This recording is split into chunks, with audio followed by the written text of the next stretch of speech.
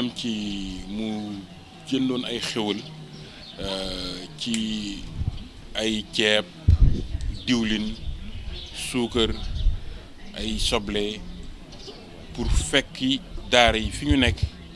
ak kilifa diine yi nga xamee ni que ñoom it nit ñi dañ leen di solliciter ci ay ndimbal mu dem fa pour def ci loxoom def ci participation pour ñooñu mbir mi mën a oyof ci ñoom jënd na tamit lu mel ni ay produits yoo xamee ni que daf leen di dimbali ci cet muy eau de javel muy saabu ak gel hydroalcoolique yi nga xamee ni que dina leen jàppale ci xeex jàngoro ji ndax jàngoro ji kat wax nañ ni comme amagul garab liñ ci mën a musal daal mooy set mooy fu ñu toll ñuy raxas suñu loxo waxtu bu ne lu mu bon bon ñu raxas suñuy loxo ak saabu jël gel def ci boo génnee ci mbedd mi it boo ñëwee nga raxasu jël gel def sa loxo donc bu ñu demee fekk leen foofu def naa loolu lañ leen mën a jàppale ci loo xamee ni que dina tax ñu xeex mbas mi nekk ci dëkk bi loo xam tam dina leen dimbali ci seen toogaay boobu ñu toog duñu soxla dara bay génn ci mbedd mi loolu moo taxoon vraiment président Ablaye boole ñoog délégation bii ñu àndal mu ne ngeen demal ma daara yi nekk Daabaay kër Maam El Hadj ak kër sëñ Cheikh Ndiaye Daabaay ngeen yóbbul ma fa teraanga yi donc muy loo xam ne nag daf koy commencer rek te loo xam ni tamit daka daan def avant mbas mi di xew donc bu mbas mi ñëwee mu def ko dafa fekk ni loo xam ni jikkoom la looloo taxoon aussi mu xam ni lii benn pas bu mu teg la rek yeneen yaa ngi ñëw incha allah képp ku mu gis ni war nañ la ci dimbali aussi nee na dina la ci dimbali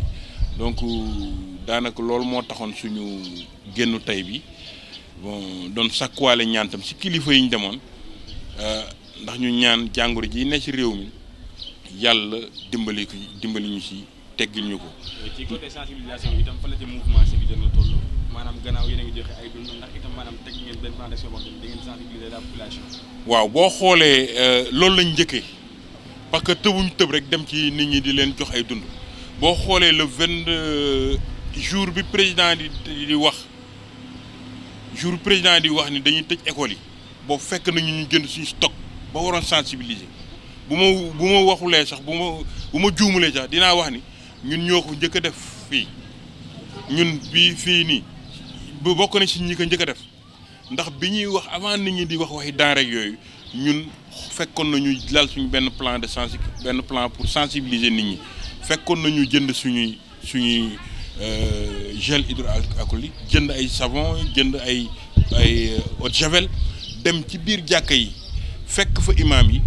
wax leen dañoo bëggoon ñu sensibiliser fidèles yi ñëw foofu di julli ci boobu sax tëjaguñu jàkka yi bañ fa jógee aussi dañoo dugg ci koñ ba porte à porte li kër yi nekk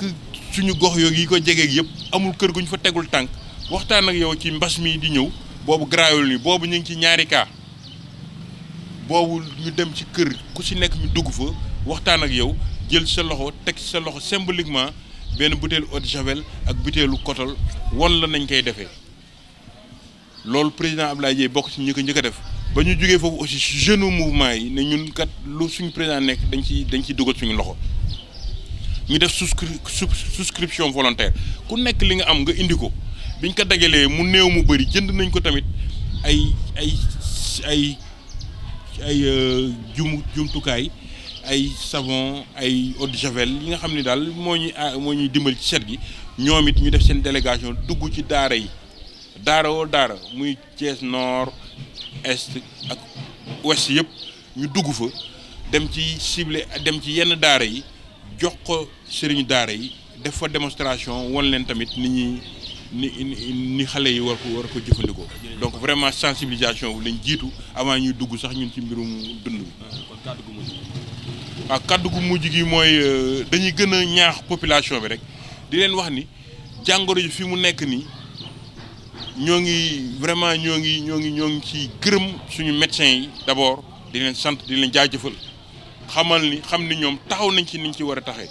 di ci aussi féliciter le président de la République jël na ay mesures yu courageuses yoo xamee ni que tax na ba léegi mbas mi xëy na mu waroon